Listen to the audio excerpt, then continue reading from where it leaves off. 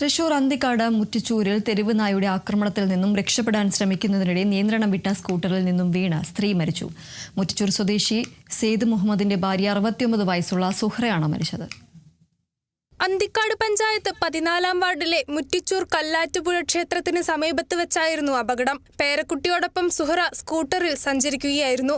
ഇതിനിടെ പിറകിലൂടെ എത്തിയ തെരുവുനായ്ക്കൾ കുരച്ചെത്തുകയായിരുന്നു. നായ്ക്കളുടെ ആക്രമണത്തിൽ നിന്നും രക്ഷപ്പെടാൻ ശ്രമിക്കുന്നതിനിടെ സ്കൂട്ടർ നിയന്ത്രണം വിട്ടു. ഇതോടെ പുറകിലിരുന്ന് യാത്ര ചെയ്തിരുന്ന സുഹ്റ റോഡിലെ കല്ലിൽ തലയിടിച്ച് വീഴുകയായിരുന്നു.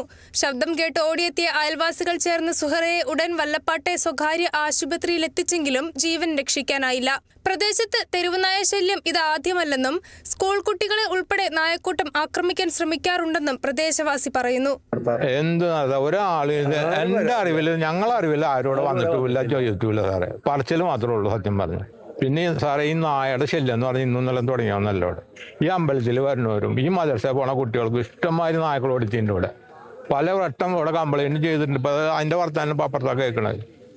ഇനി വരണ്ടെന്ന ഒരാൾ മരിച്ചില്ലേ, അതിനിപ്പോൾ ആരെ സമാനം പറയാം? ഡോക്ടർ പറഞ്ഞ് ആള് മരിച്ചിട്ട് അവിടെ കൊണ്ടുവന്നിട്ടുള്ളത്, അതുകൊണ്ട് രക്ഷയൊന്നുമില്ല. ഞാൻ ചോദിച്ചു വേറെ എവിടെയെങ്കിലും കൊണ്ടുപോകണമെങ്കിൽ കൊണ്ടുപോയി. അങ്ങ് അത് വേണ്ട, ഒരു കാര്യമില്ല, ആള് പോയി, ഇനി രക്ഷയില്ല എന്ന് പറഞ്ഞു. തെരുവുനായ ശല്യം ഉന്മൂലനം ചെയ്യാൻ അധികൃതർ നാളിതുവരെയായിട്ടും ഇടപെടുന്നില്ല എന്നാണ് നാട്ടുകാരുടെ ആക്ഷേപം. Kerala vision news, Thrissur.